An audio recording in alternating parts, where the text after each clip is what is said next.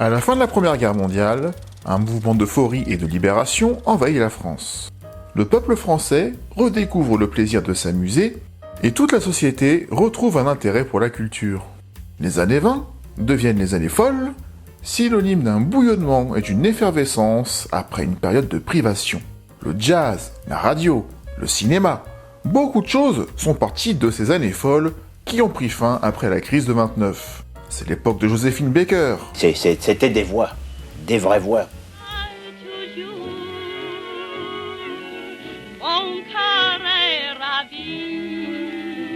C'est pas comme aujourd'hui, on fait du mélo en exagérant les choses. Vous me direz, quel est le rapport avec le sujet d'aujourd'hui ? Bonjour déjà, bienvenue sur Nienko TV. Un peu de patience, vous savez bien que j'adore les intros qui sont longues. Et il y en a qui me disent, comment ça se fait que ton intro elle dure 7 minutes ? Mais parce que dès l'intro, je dis des choses qui sont utiles. Donc la vidéo ne commence pas forcément après le générique, elle commence dès le début. Donc un peu de patience. À partir de 1922, André Breton, figure majeure de l'art et de la littérature française du XXe siècle, à l'origine du mouvement appelé le surréalisme, un courant révolutionnaire touchant tous les moyens d'expression, la poésie, la peinture, la photographie. Non, maintenant c'est devenu des McDonald's, des fast-food. Oui, enfin c'est devenu n'importe quoi, non. Et André Breton, pour se détendre un peu, invente un autre concept, moins glorieux celui-ci, celui du dîner de cons.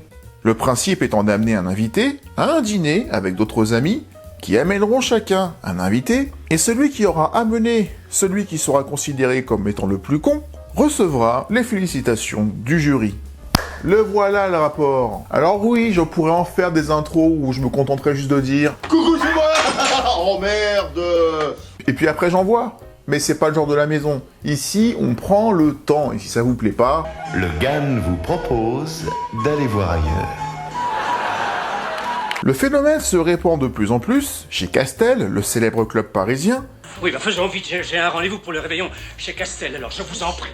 Phénomène auquel assiste beaucoup l'animateur Jacques Martin, qui lors d'une soirée, voit son con d'un soir tomber malade, et se retrouve sans personne à amener. Ce concept remontera jusqu'aux oreilles de Francis Weber, qui décide de raconter cette histoire par le biais d'une pièce de théâtre dans un premier temps, puis d'un film. Parler du dîner de con, ça impliquera donc de parler de Francis Weber, ce sera une première partie, de la pièce vers le film, notre deuxième partie, et puis on se quittera avec une très courte critique du film.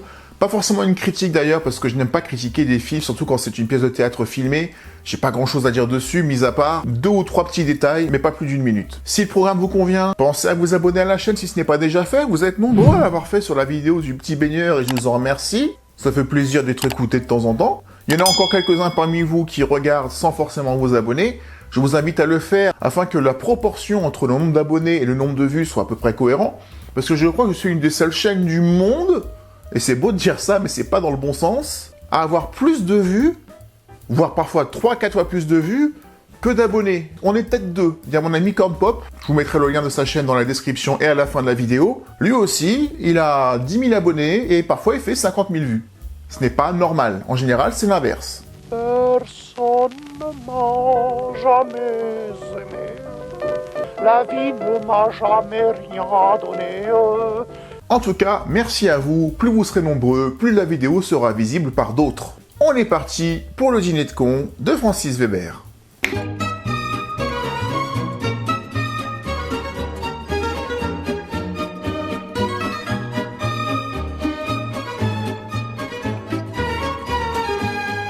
Je me suis basé, parce qu'il y en a aussi qui disent, il n'y a que 2 ou 3 sur 17 000, c'est pas si mal. Mais ceux qui me disent, mais tu ne fais que lire Wikipédia, c'est pas compliqué.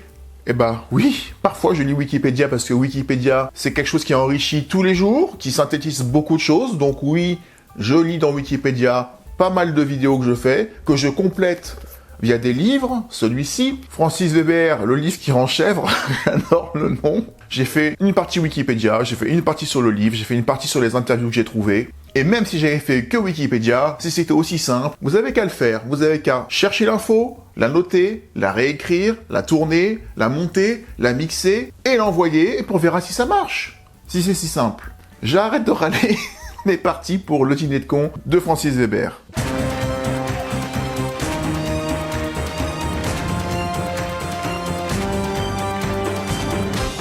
Francis Weber a commencé sa réelle vie professionnelle au théâtre en tant qu'auteur de pièces telles que L'Enlèvement, pièce accueillie de façon mitigée, au succès timide, mais sauvée par une critique influente de l'époque qui saluera la qualité de l'écriture, suffisante pour que la pièce fonctionne suffisamment pour être adaptée en film.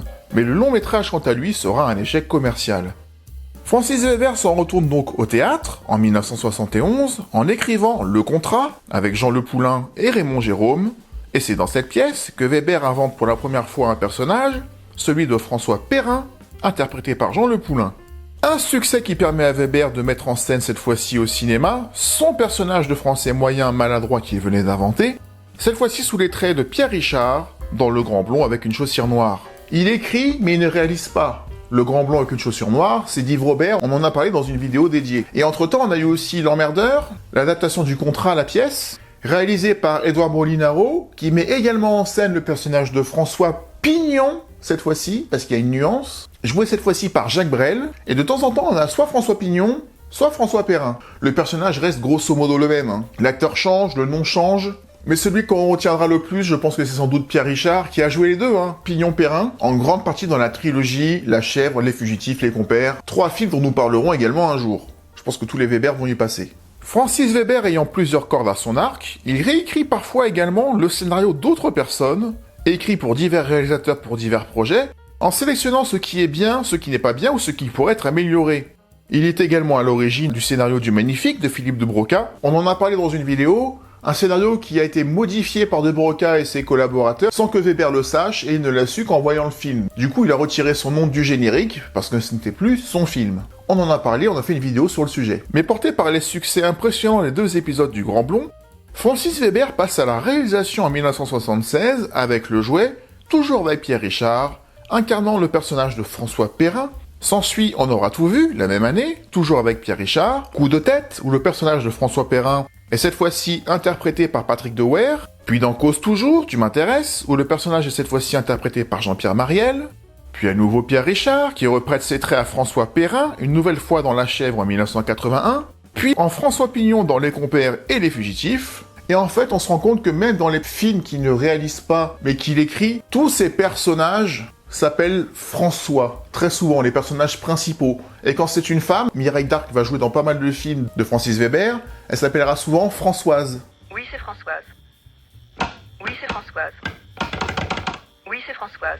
Oui, mais je vous entends. Et même dans le Magnifique dont on a parlé il y a quelques instants, François Merlin. Peut-être parce que c'est le prénom idéal pour parler d'un personnage français. Après le succès de la trilogie Richard Depardieu en 1986, Francis Weber va vivre quelques années aux États-Unis, à Hollywood, jusqu'en 1992, en tentant d'adapter de lui-même quelques films français en assurant lui-même les adaptations. Il tentera une adaptation des Fugitifs, financée par les studios Disney, avec Martin Short et Nick Nolte. Un film que j'ai regardé par curiosité, qui n'est pas une purge, c'est pas le plus mauvais des remakes que j'ai vus. On propose également à Francis Weber d'adapter Oscar pour Hollywood, mais il déclinera la proposition en apprenant que Sylvester Stallone y tiendra le rôle joué par Louis de Funès. Tu m'étonnes.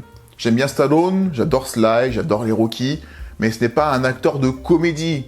Il a essayé, mais il n'a pas essayé longtemps. Du studio Disney, Francis Weber passera après à Paramount, puis chez Universal, en tant que script doctor, c'est-à-dire un améliorateur de scénario, apprenant les exigences des studios sur un scénario où il ne sera jamais réellement libre de ses mouvements. Fatigué par cette expérience, Francis Weber revient aux fondamentaux à partir de 1993 avec l'écriture d'une nouvelle pièce de théâtre, qui sera Le Dîner de cons.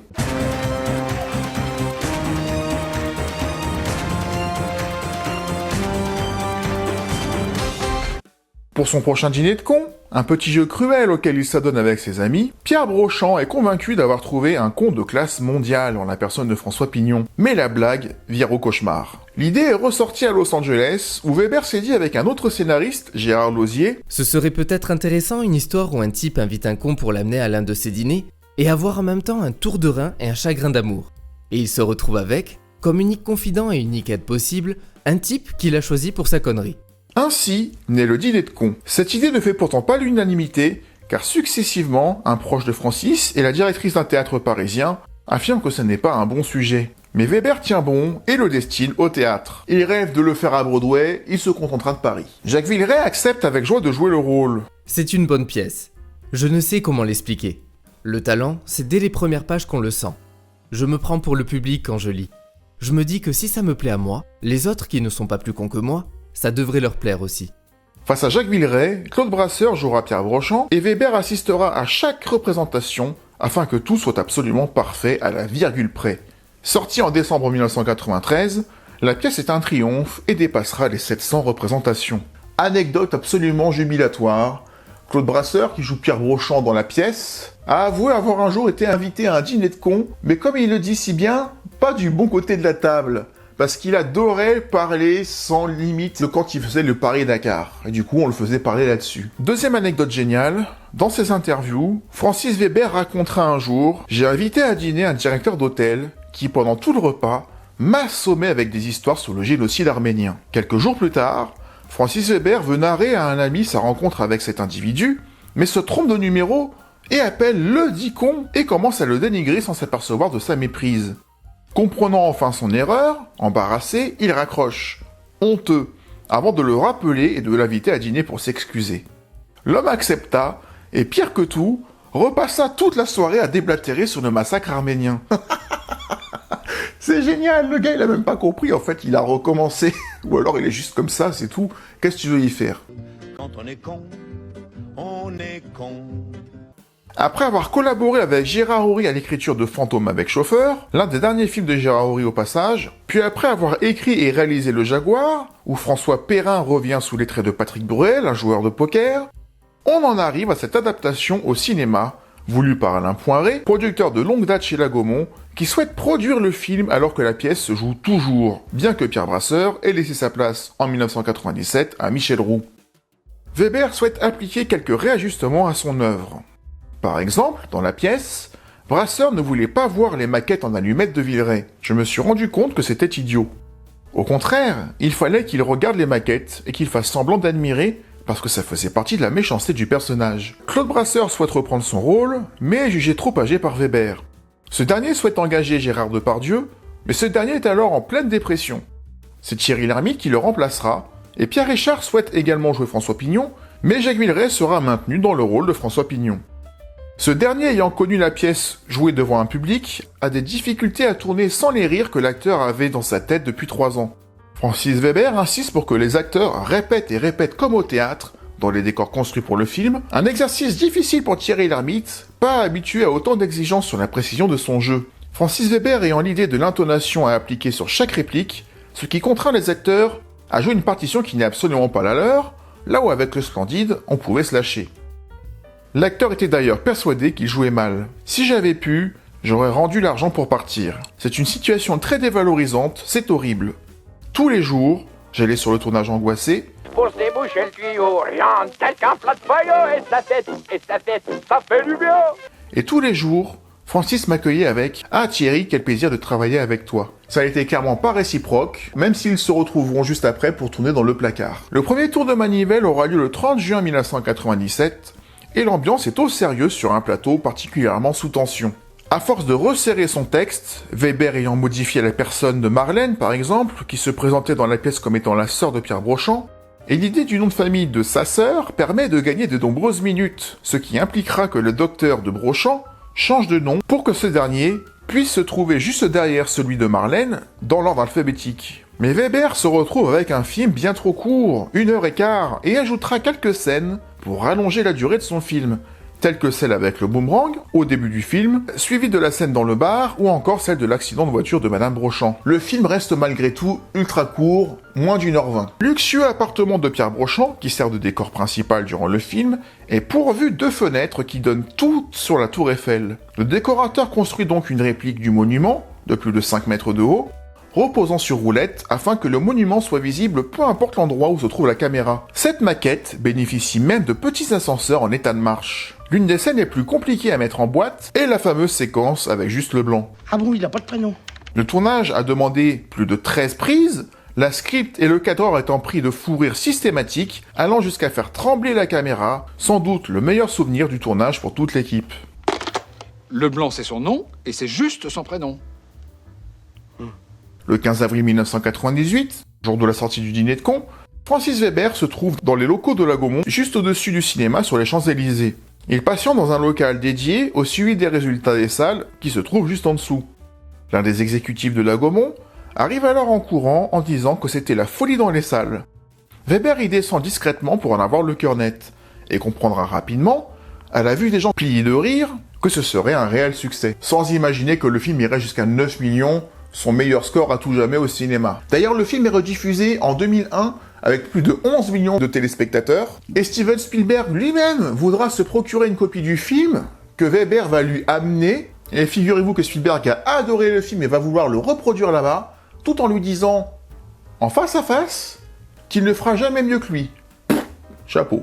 Évidemment, le remake va se faire, mais pas produit par Spielberg, et ce sera une catastrophe. The Dinner, impossible de tenir plus de 5 minutes. 3 Césars quand même, meilleure adaptation pour Francis Weber, meilleur second rôle masculin pour Daniel Prévost, qui est absolument génial dans le film, meilleur acteur pour Jacques Villeray, clairement mérité, mais pas César du meilleur réalisateur, pour Francis Weber qui était venu des États-Unis pour la soirée, sans être sûr de la voir. Ça fait long, 12 heures de transport pour rien.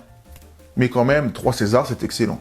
C'est La vie rêvée des anges, un film plus sérieux qui aura le César, et Francis Weber dira ce jour-là que c'est plus difficile, voire impossible, d'avoir un titre, d'avoir un prix pour une comédie. Après, qu'importe, franchement, Le Dîner de Cons, c'est l'apothéose de Francis Weber. Bien qu'il avait déjà tout fait et tout vu, il ne retrouvera d'ailleurs plus jamais le même succès derrière. Le Placard, c'est 5 millions de spectateurs, c'est quand même bien, mais c'est presque moitié moins. Ou La Doublure et Tais-toi en feront à peu près 3, ce qui est quand même bien aussi. Et ma foi, vous savez tout du Dîner de Cons. Un film absolument immense, numéro 1 dans mon classement des 20 comédies françaises hors Louis de Funès que je préfère. Je peux peut-être trouver un seul défaut au film. C'est le personnage de Thierry Lhermitte.